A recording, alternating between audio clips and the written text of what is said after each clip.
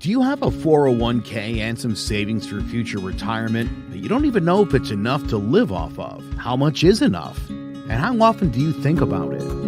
The team at JPEX Financial Group can help set your mind at ease. We specialize in creating strategies, doing the planning and managing of your financial, educational, and investment needs. We help clients pursue their investment goals with sound financial strategies. You deserve a personal, tailored plan. Lasting, meaningful, and open relationships are the foundation of our practice. You've worked hard for your money and should feel confident with your investment choices as you make decisions for your financial future. Your goals are our goals. We are dedicated to your needs and hopes for your future. Visit our website or give us a call at 860-430-5397.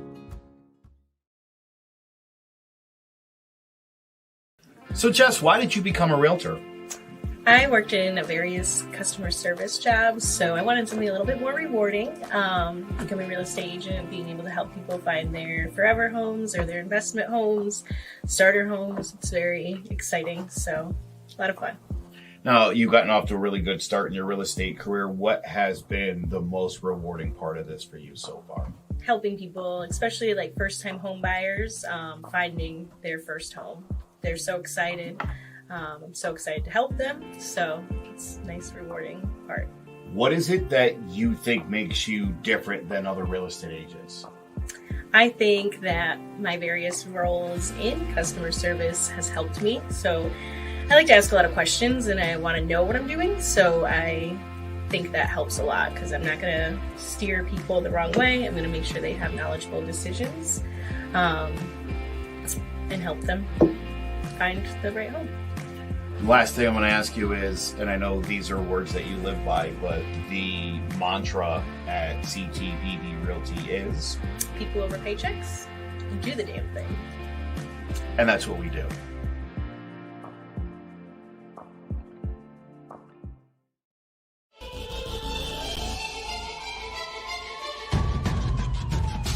Throwing jabs, always full send. Here we go again. Jared, Joe, and Jay's Clover Crest, top three corner men, punching in with a puncher's chance. We find a way to win. The main event, locked it in every Saturday at 10. The overhand is out of hand when it comes to fisticuffs. Slide a hand on the undercard, you'll never see the punch. Uppercut, got you missing weight, feet are stepping late. Keep your guard up, feeling faint from a feint. Take a stand and eight, then retaliate. Put up your duke, stick and move, bob and weave. Don't lose hope against the ropes, there's always an escape. Never stay down.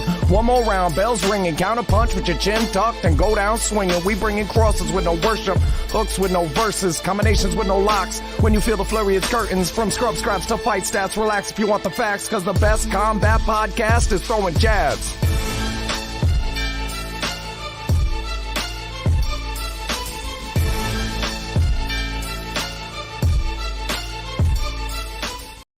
Hello, ladies and gentlemen. Welcome to Throwing Jabs. We got a big UFC card this weekend. Big pay-per-view. But we still, and we got a great Who You Got. But first, we got to recap what happened last week. Calvin Kattar takes a unanimous dominant win.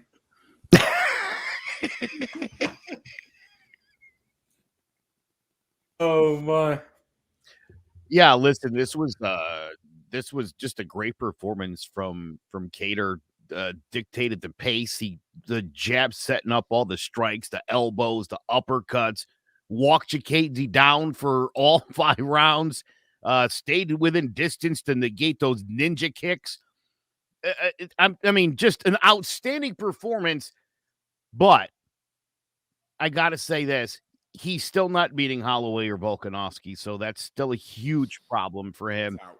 Volkanovski also pointed out quite well, I'll say that when, Giga can't kick, he's a punching bag. And we saw that literally for 5 rounds. So that's a real problem in his game. And again, Jace, why later on when we talk about the big heavyweight fight tonight, if you can't fight on the ground in the UFC, you're not going to beat the top guys in your division. You just won't be able to do it.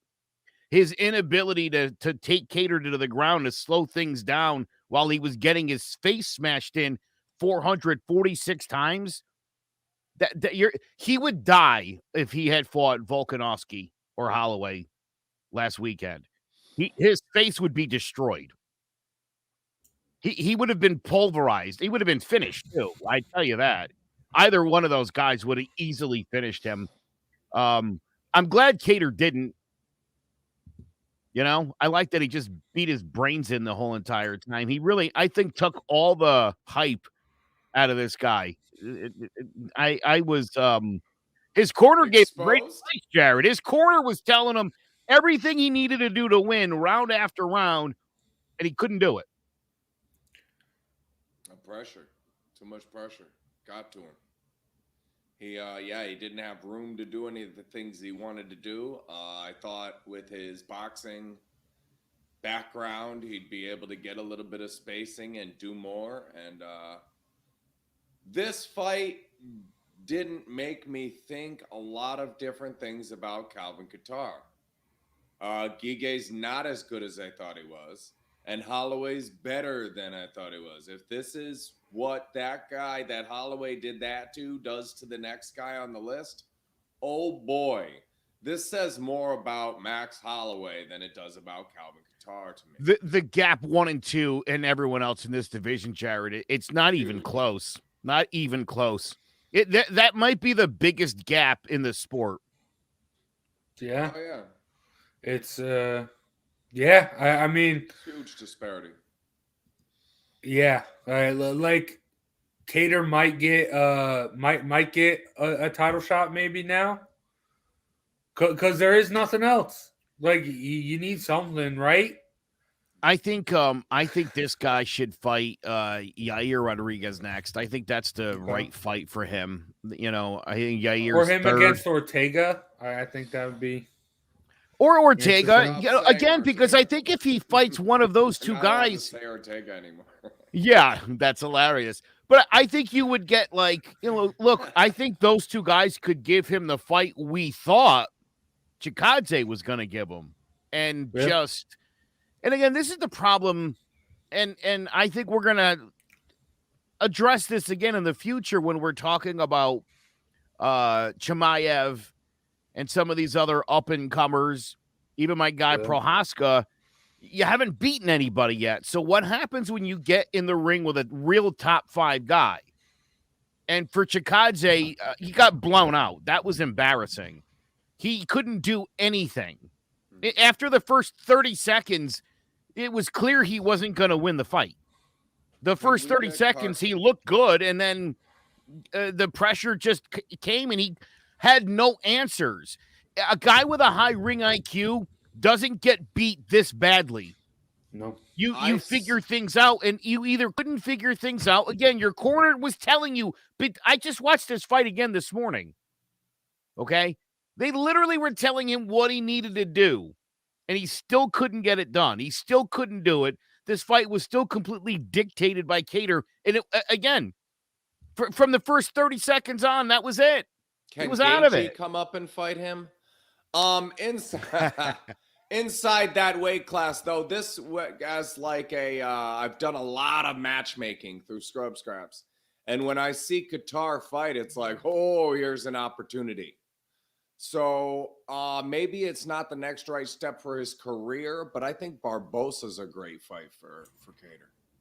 Ooh. I like that. I'd like to see him fight Barbosa. Give me that straightforward pressure and walk straight into those spinning elbows and do all that stuff you were doing. And let's see what happens. That would be fun. Barbosa, Cater. Yeah. But, I mean, that is weird with this division. Like, you don't want to see anyone else fight for the belt. Who else would challenge Volkanovski right now? Holloway again. That would be, like, the only one. Yeah, I mean, I think he's fighting the Korean Zombie in his next fight, which I think is going to be super fun for the fans. I think we can all kind of get behind that. And then that'll be that. Yeah. So that's it. Yeah, that'll be a fun fan fight, but nothing's coming of that for the, I mean, it'll be tough to see the Zombie take a beat down again, but he's always down for that. Yeah, but I mean, that division's just rough right now. I mean, you got the two at top, and everyone else is just Be thankful that you taking the have scraps. two elite guys at the top Yeah, because yeah. at least you can, you know what I mean? As opposed to one guy dominating it, at least there's two. So, you know, every couple of months you can get out there in your division. It gets highlighted with excellence. That's You're right. nice. Yeah. That's a benefit. But again, yeah, right now even I was kind of scanning through the rankings this morning. Nobody on that list is going with those two. No, that's like the only There's division. just nobody there. That and like maybe like the women's divisions, like there's no like real like up and comer. That made me sad to watch that because I thought Chigadze might be the answer to that question. Yeah. And that's what we were kind of hoping for. Yeah, you look at the rest of that list, it's just not there. No. Leave it to my brother, and of course, to bring up Robinson and LaMotta anywhere he can. I kid. Yeah, again, I you know, we got a trilogy tonight, a back-to-back-to-back trilogy with two guys at the top of a division. And I know, you know, maybe people are kind of tired of seeing the same guys fight. You know, Stipe and Cormier. That's all you. Well, who else? Who's better than them? Yeah. That's how this works. Get another guy. Yeah, I mean, step in if you think you can do it. But, you know, then again, right? Chikadze seemed to be the best hope. He got thoroughly dominated by a guy who got dominated by the number 2 guy. It's literally the best we had to throw at it. Yeah, but not even close. Yeah, we'll see. But I'm pretty sure this is booked. Volkanovski Zombie. I'm almost certain that locked in. Yeah, but we'll see. Let's take a break because we got a lot more UFC to talk about coming up to preview tonight. I will say this. We did just talk about the best boxing that we're going to talk about on this show. That's sad. We're talking about a boxing match next. Yep. Joe Smith Jr. KOs Steve Gifford in the 9th round. And then rumblings that he wants your boy Jared Beterbiev next, Joe Smith Jr. Never. You're muted, brother. No, he doesn't. This is a sparring partner for Beterbiev that took him 9 rounds to get out of there. And hey, I sent a message to both Tony and Joe that said, don't be surprised if Joe Smith Jr. isn't the best boxer in the ring here. He wasn't. He was outboxed as far as boxing and class goes. Joe Smith Jr. is just not as good as that. So how are you going to get a guy with better technique, better pedigree, better amateur career, better professional career, stronger? He's going to walk him down and smash him. And Canelo doesn't want to fight either one of these guys for some reason. Like these are some of the guys at the top. He's steering clear of them. Usyk will come down and kick his ass too. I'm tired of Canelo. Joe Smith Jr. can't box as well as he should be able to for the position he has in that division. Joe Smith Jr. is very strong, and he hits hard. However, I'm so unimpressed by this guy. He's got a very ineffective jab. It's mostly pawing. We literally, tell me if this isn't the fight, 7 rounds of Smith trying to punch through the high guard and really not inflicting much damage. A little bit later, he threw some body shots. Mostly, though, you watched him punch Gaffard's gloves in his arms. I think twice he slipped a right in through the guard. That was it. He overswung a lot. And Gaffard, who was a better boxer in that ring, no doubt, didn't take advantage. You know who would take advantage of that? Yeah, Beterbiev, Bivol, Canelo, anybody worth their weight in the ring would have knocked Joe Smith out. I want to say it was the 3rd round where he lost his balance completely. If Gaffard would have counter left there, Smith would have been out cold, and we'd be talking about one of the biggest upsets in the sport. If he's fighting any of the three guys I just mentioned, he gets knocked out in the third round there. He would have been out cold. Okay? His inability to set things up and to just come at you and, again, a pawing left, and then I'm going to throw the overhand. That works against somebody who's afraid of you. It works great against a guy who's afraid of you. That's not going to work against beyond those three. I would say there's this is not a good style of fighting. Yeah, there you go. I mean, I'm sitting there watching this fight and I'm thinking, dude, body, just hit him in the body. What are you doing? He's giving you the body to hit him. And then when he did him in the body, he hit him below the belt. Because he's not good at this. Yeah. He should go back to construction work. Let them write a movie about himself. Maybe get a reality show. But before he gets hurt against somebody good, just stop. Honestly, he is a fake champion just because Canelo moves, which is... Bamo. Dude, with all these divisions and belts and supers and dupers and all that other stuff, this guy shouldn't have a title. No. It's silly. But he does. He reminds me a little bit of Deontay Wilder, just without the length and the insane power. But a little bit. I could see that. Yeah. So everything that makes Deontay Wilder good, he doesn't have. I think he lacks the speed of Deontay Wilder. I think that's definitely... Okay. Maybe the major difference and would be the difference in the punching power. This is a bigger Tevin Farmer. They built this not in his boxing style, but they built this guy up to fight the better guys. Canelo, Beterbiev, Usyk, these guys aren't fighting each other. And hey, let's feed Joe Smith 4 or 5 guys and make him look like somebody worth fighting. Beterbiev will smash this guy. Canelo will walk down and smash this guy. Joe Smith is not in that same category, and those guys that would smash him need to start fighting each other. Bivol, Canelo, Joseph, these guys are in trouble. They end up in the ring with Beterbiev. This guy is another class of fighter, I promise you. Keep watching Artur Beterbiev. He's the real deal. That's as good as they get in the game right now. Might be the strongest man pound for pound in boxing. They don't want to fight him, and I don't blame him. I don't want to fight him either. With that, I honestly could see Canelo fighting Joe Smith Jr. before Beterbiev. Yeah, I would. Wouldn't you? I would. I totally would. Oh yeah. Yeah, makes the most sense.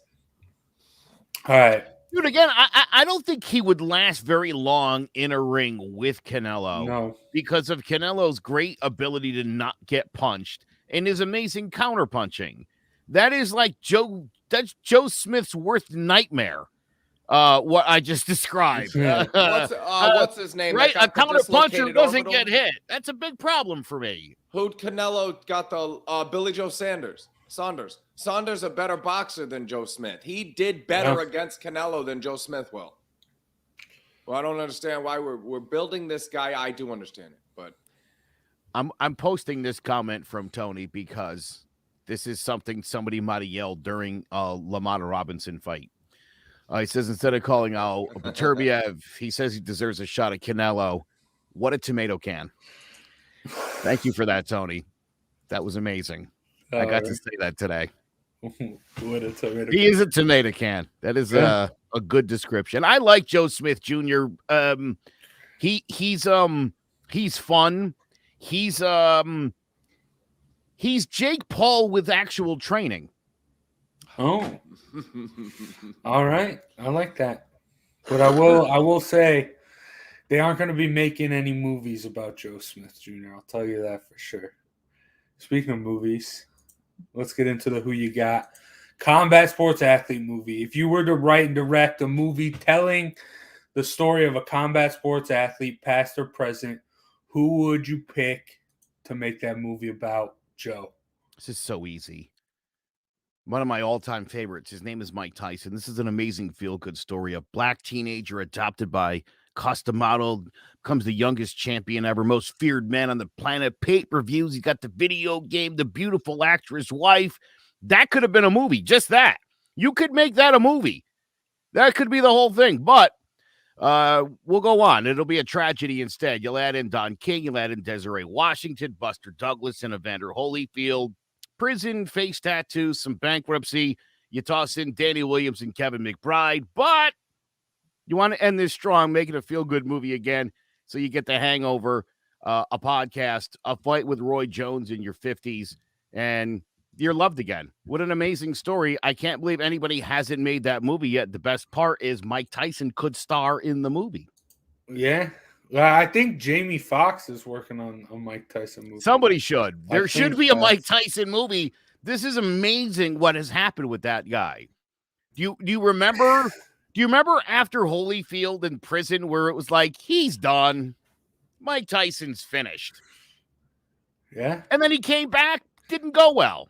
And then he lost a whole bunch at the end. 3 of his last 4 of his last 5. Bye. Now everybody loves Mike Tyson. Yeah. How did that happen? That is the greatest story in the history of sports and possibly the greatest story in United States history. We still dance to R. Kelly jams.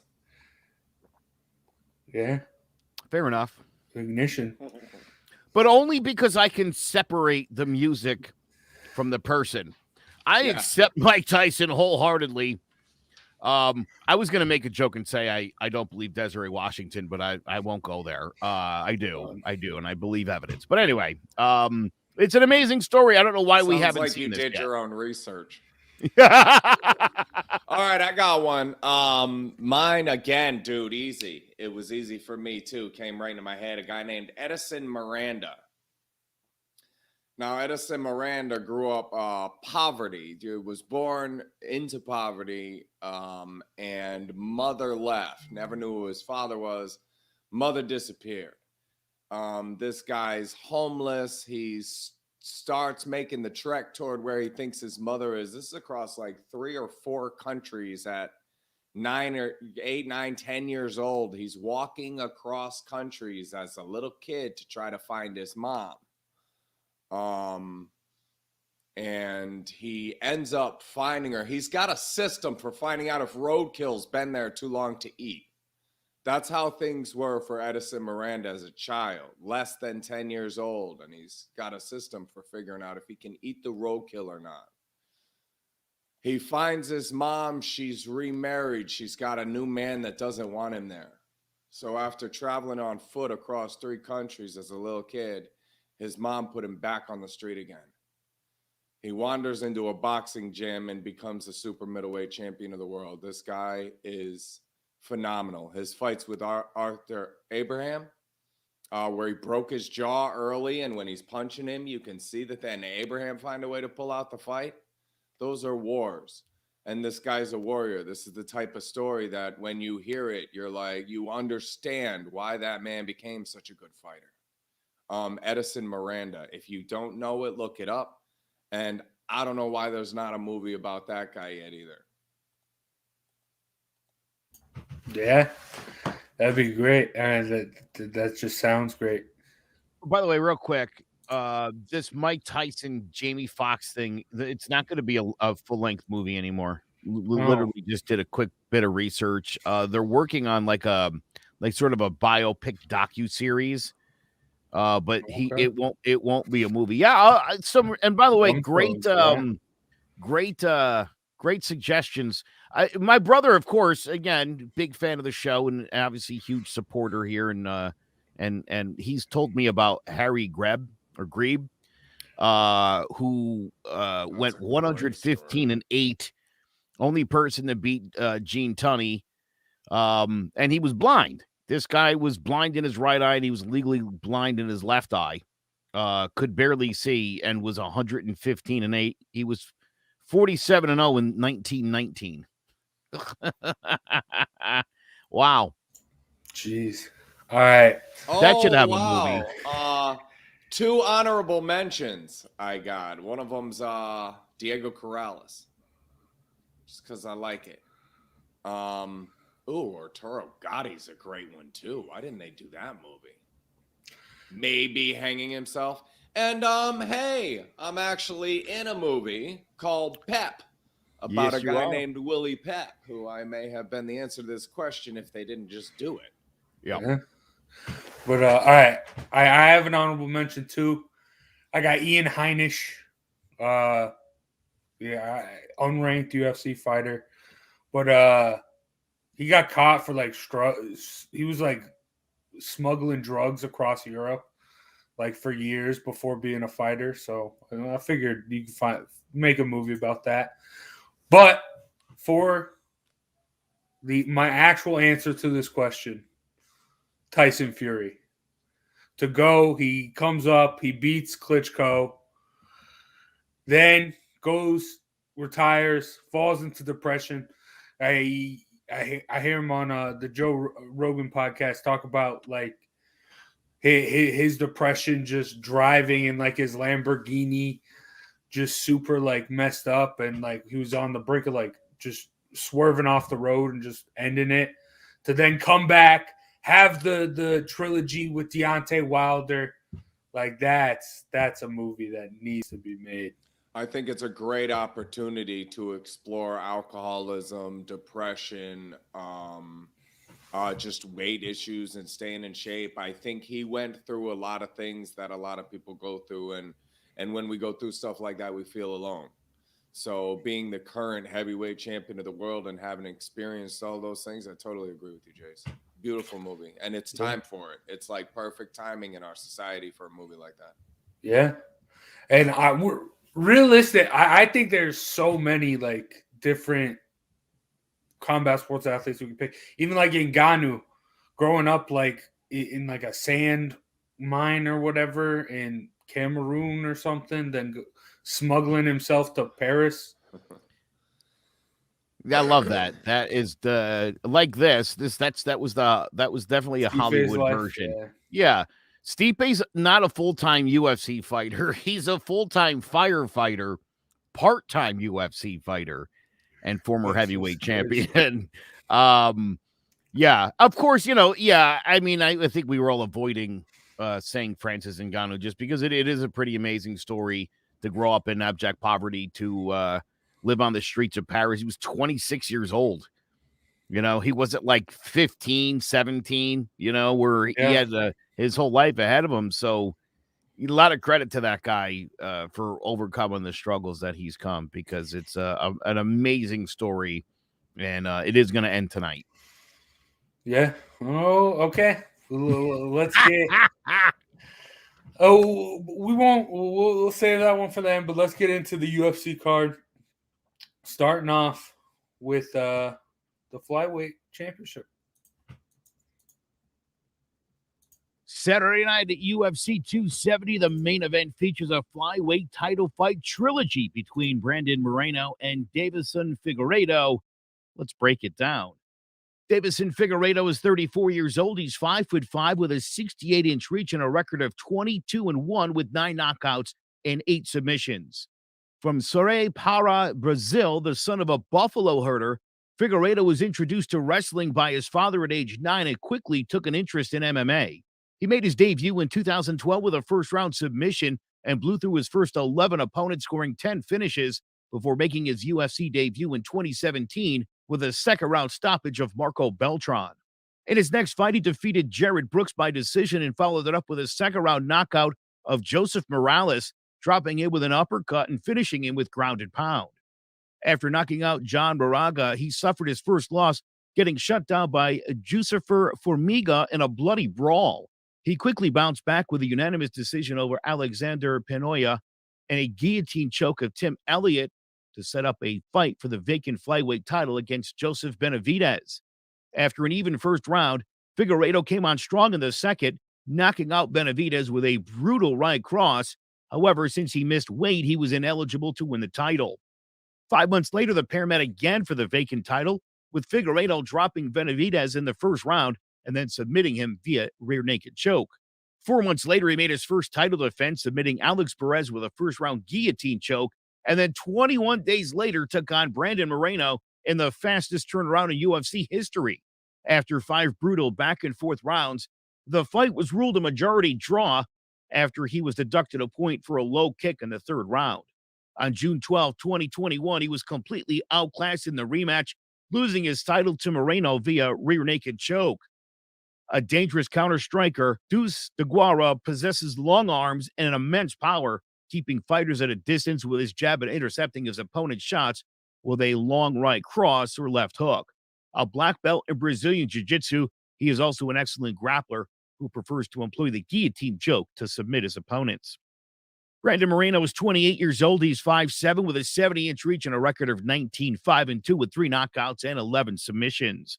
From Tijuana, Mexico, Moreno first took up MMA at the age of 12 as a way to lose weight, and by 18 decided that he wanted to make a career out of it. He turned pro in April of 2011, winning by first-round submission, but then lost 3 of his next 5 fights. In 2014, he made his debut in the World Fighting Federation, and in his second fight for the promotion, he won the vacant flyweight belt with a first-round submission of C.J. Sullivan via rear naked choke. He defended the belt 3 times and then joined season 25 of The Ultimate Fighter. In the opening stage of the show, he lost to Alexander Pedroia by rear naked choke in his UFC debut this same year, submitting Louis Smolka with a guillotine choke in round 1. He followed that up with a decision over Ryan Benoit and a rear naked choke of Dustin Ortiz, but then dropped 2 straight decisions to Sergio Pettis and Alexander Pedroia.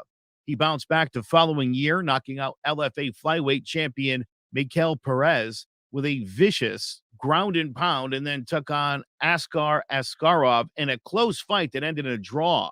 He finished out 2019 with a solid win over Kai France, and then dominated the dangerous Jussifer Formiga.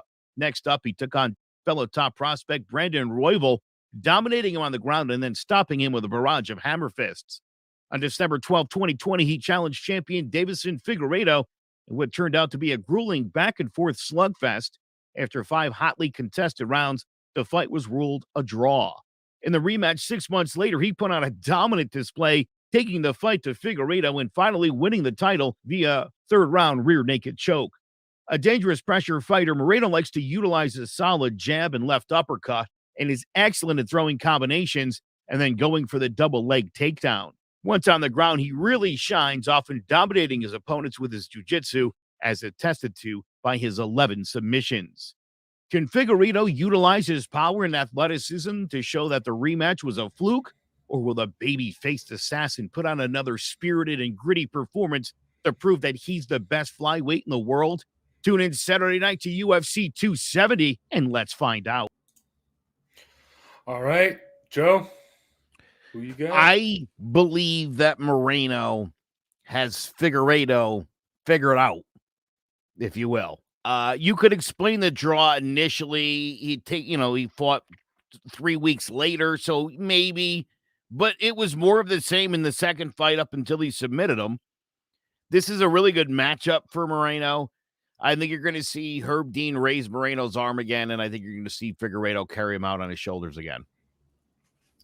I agree with you. I think Moreno's going to win. In what was arguably the weirdest ending I've ever seen post-fight, where the other guy carries that guy out. That was, I believe, because Figueiredo was completely humbled and outclassed in that one and dominated by, dude, you don't lift another man up on your shoulders and carry him out of the arena. Like, that means you didn't do good.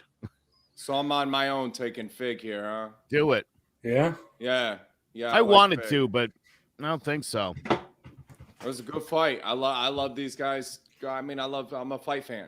This is good fights. Yeah, I will say Figueiredo, I think he needs to be more like explosive. But the thing is Moreno really won the stand-up in that second fight with that jab. He sat Figueiredo down in that first round. And then just staying behind that jab, that's what made Figueiredo start to try wrestling. And then Moreno just got his back. So, like, I don't see unless Fig can find something explosive, throw maybe a submission out of nowhere or something crazy unless something like that happens, I think Moreno just has it on lock and he's just dialed in. Him on the ground is dangerous. He, I think, utilizes his jujitsu better than anybody else in this sport. And I thought a few fights ago that Figueiredo was actually one of the better guys at doing that. But the way he tries to prevent takedowns and you could easily pop out of that, and a good Brazilian jiu-jitsu artist like Moreno is going to do it. He spars with Valentina Shevchenko, who is a much more well-rounded athlete than is Figueiredo. So you saw the work pay off in the second fight, and I really do think that this third fight is going to be more of the same. He's just a touch more explosive. I agree that Moreno's got his number. But just like Jay said, great take. This guy's a little bit more explosive and something crazy could happen. And I'm betting on it. I want to take Figueiredo, and I haven't bet yet for tonight, Jared. I don't know. I'm saying this now on the show. I may tell you next week if Figueiredo wins that I put my money on Figueiredo. But I do think it's close, but yeah, I don't know. It's just something tells me that Moreno's going to choke him out again or submit him again. Going to be a dogfight. Going to be a great fight either way. This whole card is pretty fantastic. Yeah, it's going to be great. I'm excited. You got the little guys and the big guys. Let's get into the big guys and who will be fighting for the baddest man on the planet, Ngannou. The first pay-per-view of the year, UFC 270 live from the Honda Center in Anaheim, features a heavyweight title between the undisputed champion Francis Ngannou and interim holder Ciryl Gane. Let's break it down. Ciryl Gane is 31 years old. He's 6'5" with an 81-inch reach and a record of 10-0 with 4 knockouts and 3 submissions. From La Roche-sur-Yon, France, Gane got into martial arts in his early 20s, making his professional kickboxing debut in 2016, winning the AFMT Muay Thai heavyweight title with a second-round knockout of Jeremy Jean.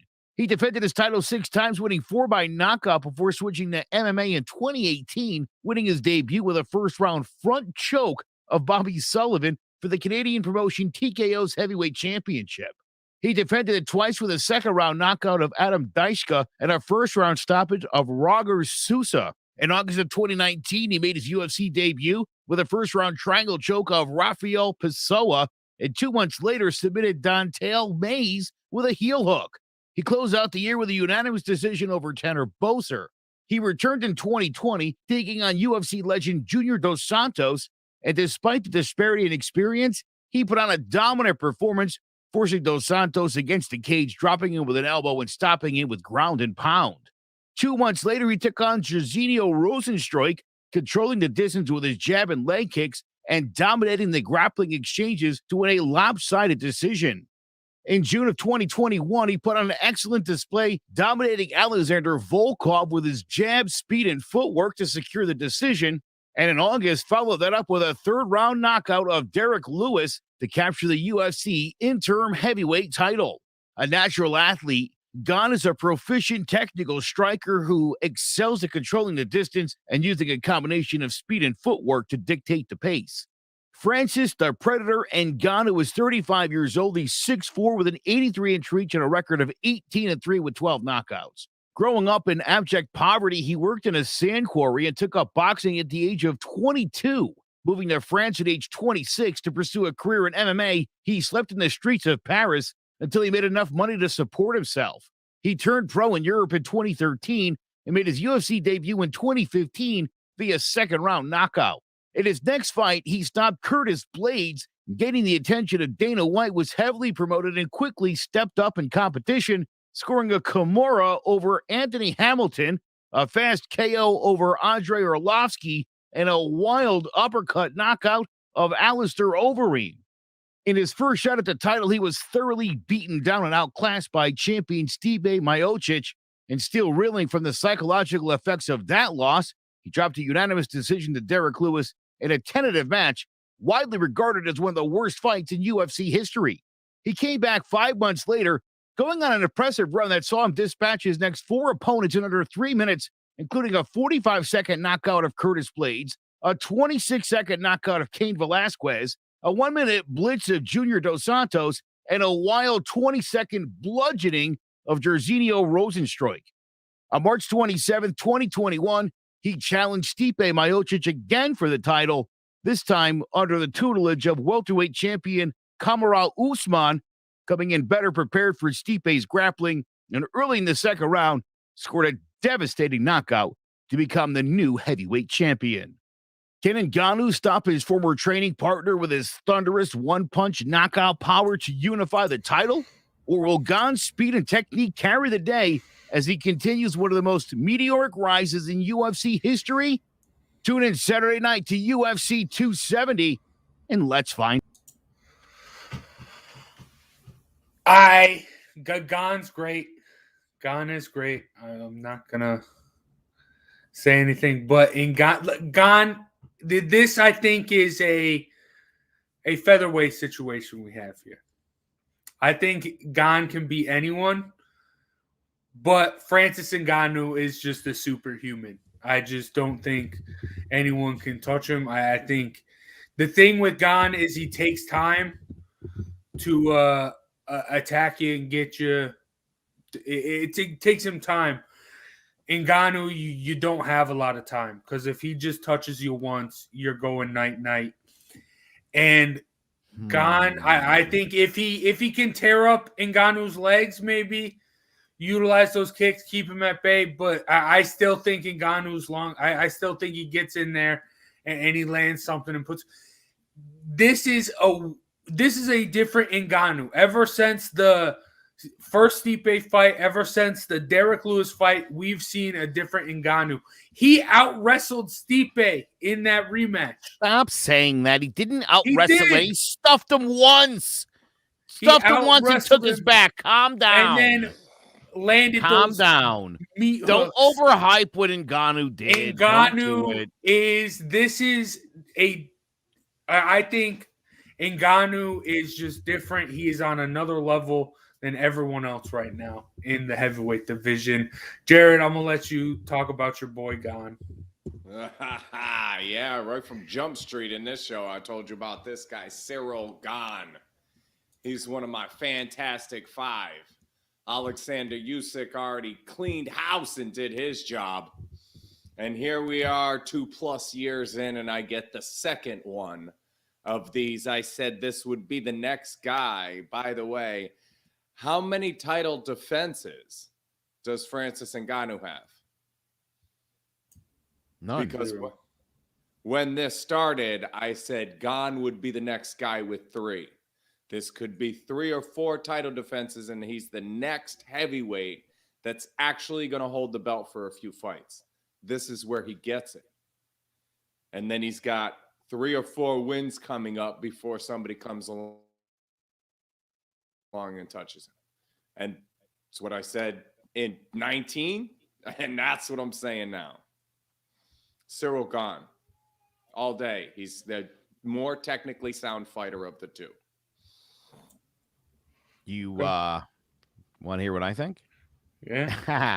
I don't like one-trick ponies. I don't think Ngannou has enough weapons in this fight. Gan is too fast. He's too strong. He does things other heavyweights can't do, like throw flying knees. We know Ngannou's got the lights-out power. You can't make a mistake against him, but good for Cyril Gan. He's been absolutely perfect since he's been in MMA. Okay? So he's not going to get exposed. He has a very high ring IQ. A much higher ring IQ than Francis Ngannou does. So this thing gets stopped in the 4th round with Gan beating the bejesus out of him. Because, and here's the thing, I'm sure he's been jogging in Portugal or wherever you want him to be jogging. Cardio's going to be an issue for Ngannou if he can't end this fight in 2 rounds.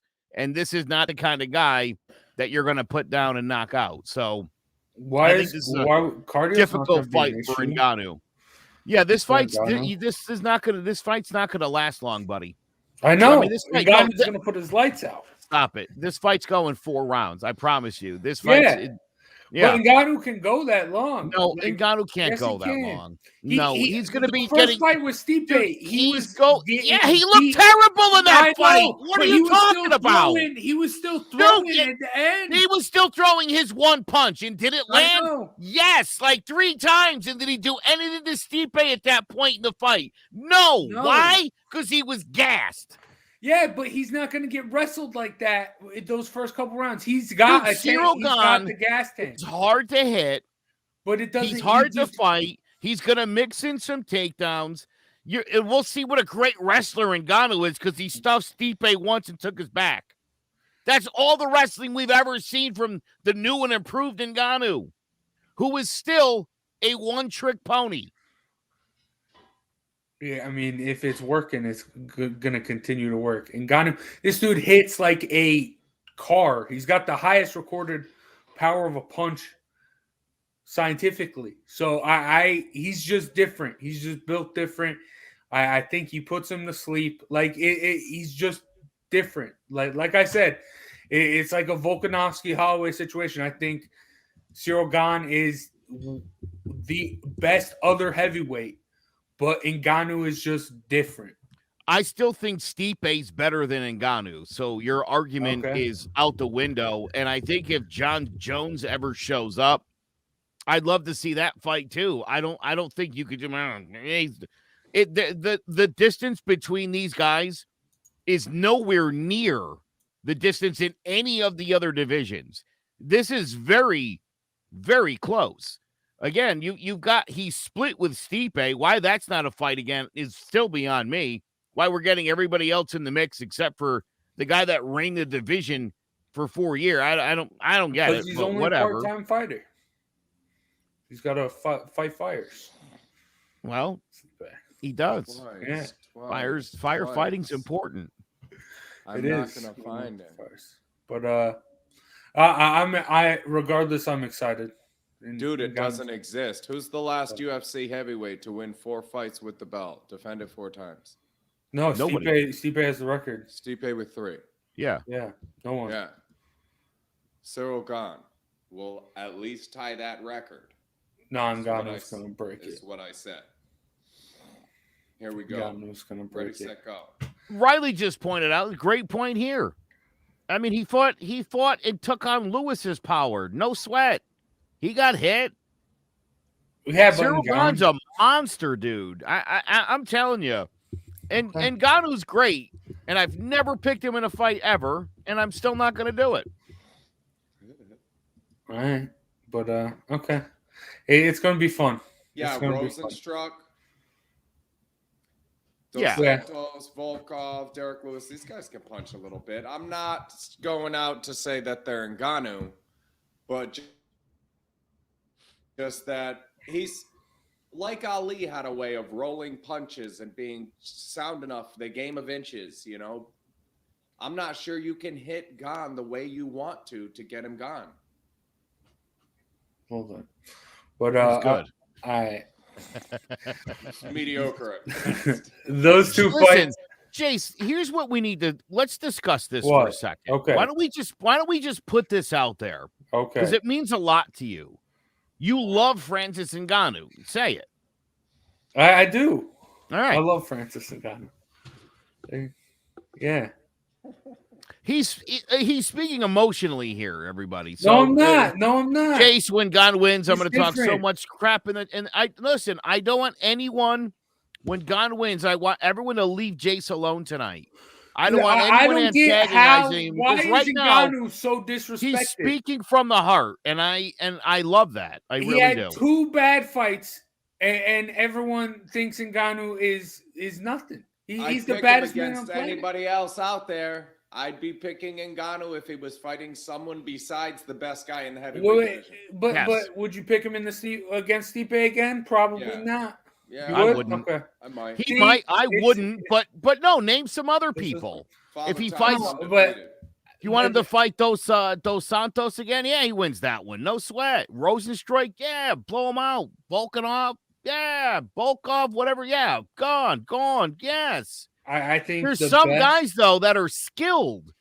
Yeah. Stipe's ability to take it to the ground and his boxing skill are like elite level. That's why he's so good at this. Yeah. And Your boy Ngannou throws a big right hand. There's not much else going on, dude. You're talking about in Cyril Gane, a heavyweight, the likes of which we've never seen before. The way this guy moves and strikes, he's and we're talking about so power again we've never seen before. Dude, Gane can knock people out too. Gane can knock Ngannou out. Time. It takes like 3 rounds. Look at how long Derek Lewis lasted. Right. Ngannou's got safe. No windows. I talk about this all the time. There are windows where you can get knocked out. The more hey, you know who did a really good job of slamming windows shut? Even though he wasn't being competitive or doing anything but surviving, he didn't open any windows for himself to get hurt. Guy named Jafard. He just fought Joe Smith in a boxing ring. And he didn't get beat down for 9 rounds because he kept all the windows shut. And that's with Cyril Gane. If you're going to hit Gane with a good punch, you're going to have he's going to make it a fraction of an opportunity to land it of what some other fighters do. Justin Gaethje, he just opens the window like, come on in. If you touch me, that means you're close enough to hit. Gane's not like that. And he's not, Loma's a slow starter. Knock it off.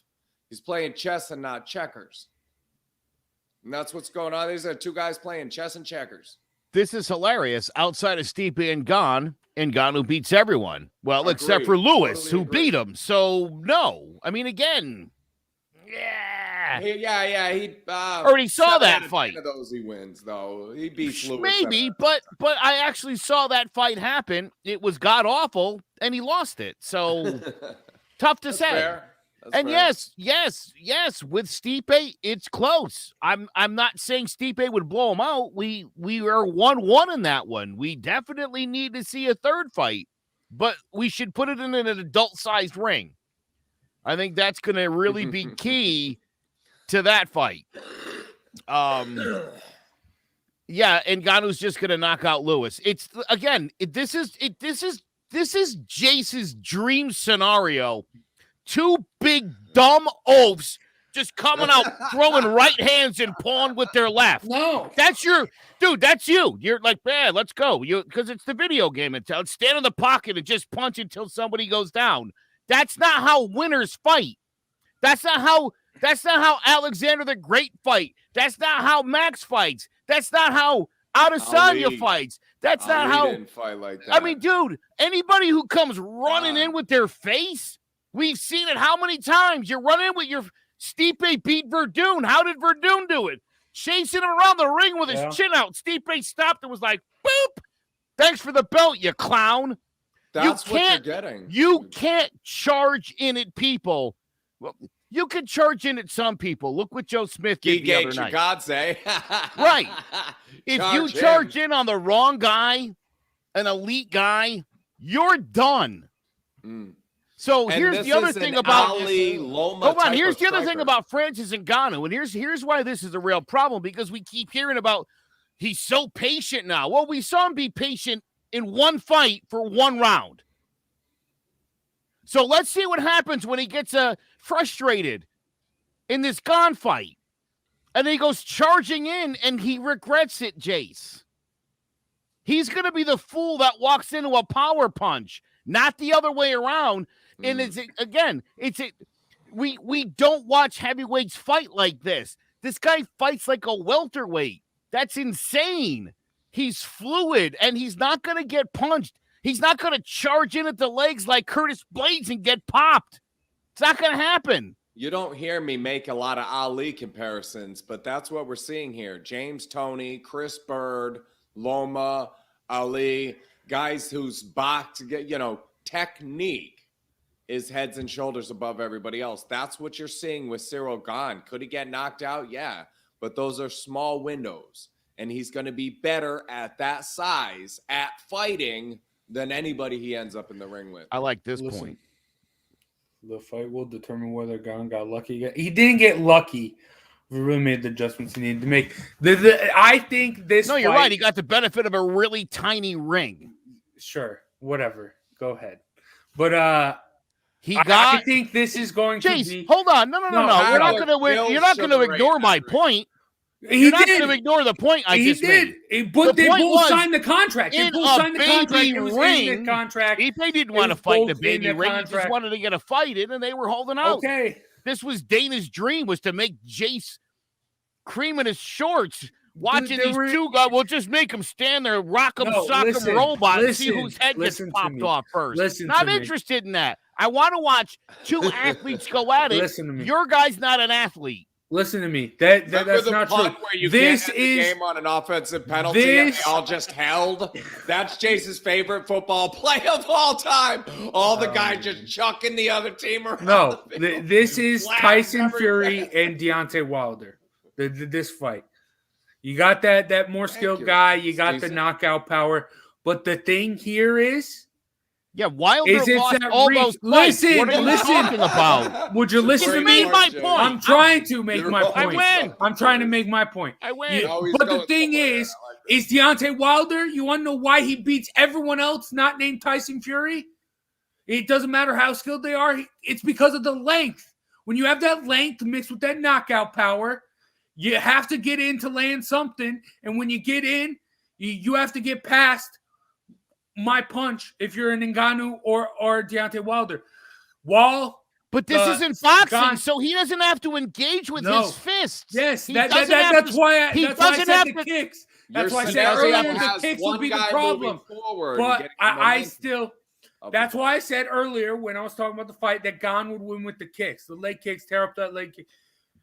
Maybe land something up top. That would be, but I think he's going to try and get in, and I think Ngannou's going to land something when Gon's trying to get in. And by land something, do you mean an overhand right or an uppercut right? Because it'll be one or the other. It'll have been set up poorly by a lefty's, like a pawing jab, probably, right? If he's got a pilot's license, maybe he'll land something. But other than that, he's in trouble tonight. I don't know. I think regardless, both of these just messed up Gon is Fury. Yeah, he lost. Yeah, that's what I said. Yes, the story Jace just told did not make my point, and I appreciate that very much. It's the length. That's the issue. That's why Ngannou has the length. So you have to get past that to get in, to land something.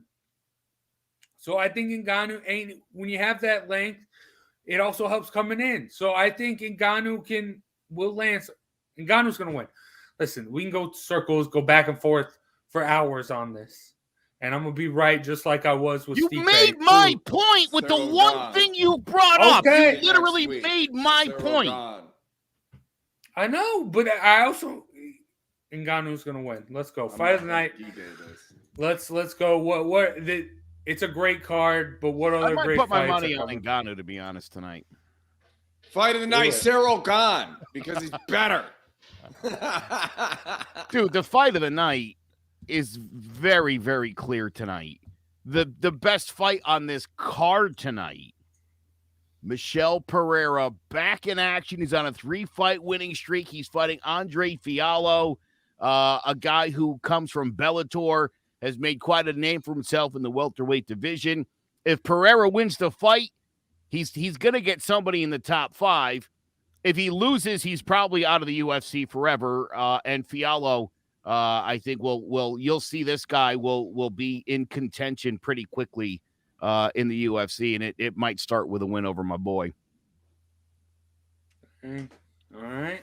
But get ready for some high-flying capoeira moves tonight. It's going to be dope. Yeah. Mostly it'll be off the cage, not when the guy's even anywhere near him, but I love when he does it. Yeah, but all right, Jared, what you got?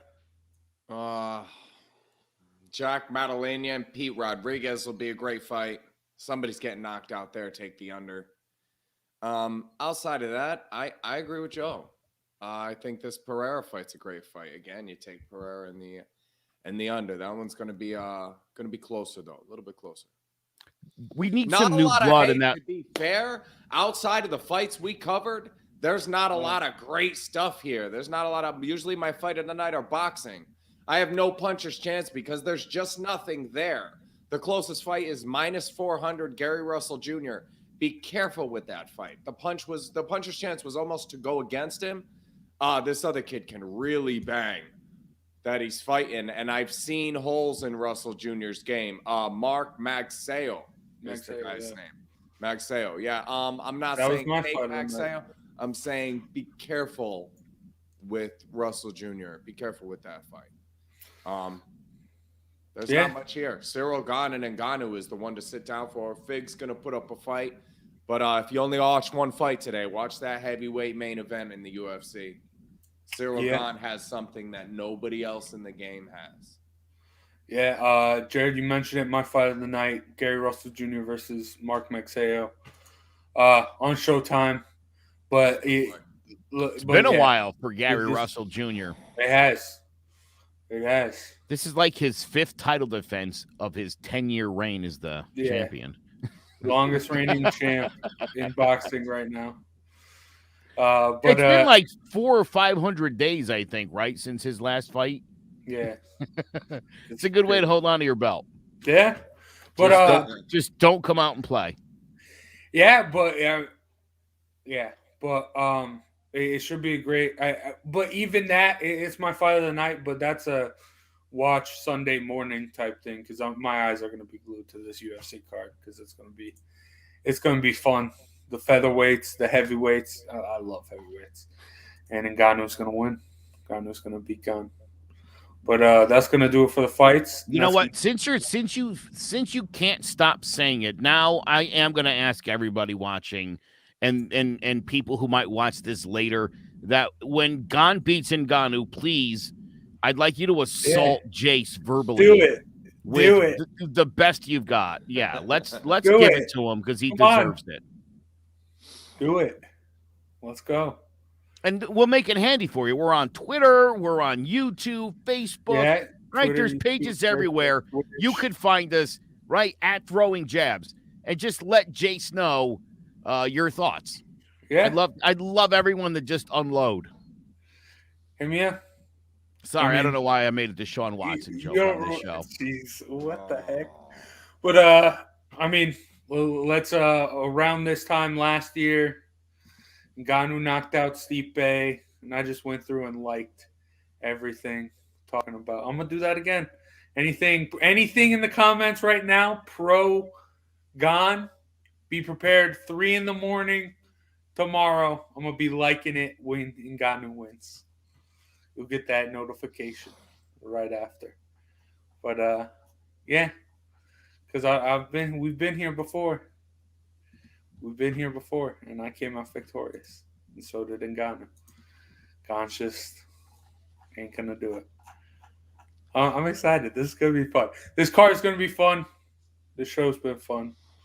For myself, Big Jace, Joe Aguirre, and Jared Jones. That's gonna do it for Throwing Jabs. A CMG sports podcast. Make sure you check out clovercrestmedia.com for a bunch of other podcasts. And if you don't find one you particularly like, start your own. CMG sports podcast. Clovercrestmedia.com. Enjoy the fights tonight, and we'll see you next week for more Throwing Jabs. Take care.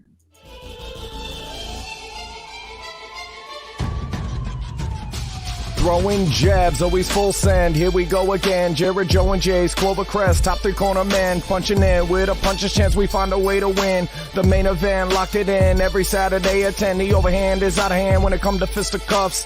Slide a hand on the undercard, you'll never see the punch. Uppercut, got you missing weight, feet are stepping late. Keep your guard up, feeling faint from a feint. Take a stand and eight, then retaliate. Put up your duke, stick and move, bob and weave. Don't lose hope against the ropes, there's always an escape. Never stay down. One more round, bells ringing, counter punch with your chin tucked and go down swinging. We bringing crosses with no worship, hooks with no verses, combinations with no locks. When you feel the flurry of curtains, from scrub scraps to fight stats, relax if you want the facts, cause the best combat podcast is Throwing Jabs.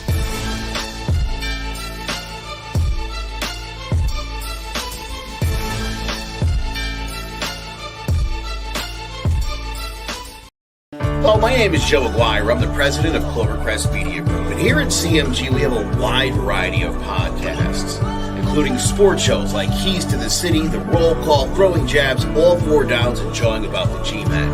And great true crime shows like Sticky Week, Crimes and Consequences, Ivy League Murders, and Bird, the unsolved murder of David Eichmann. You can find all these podcasts and so much more by visiting clovercrestmedia.com.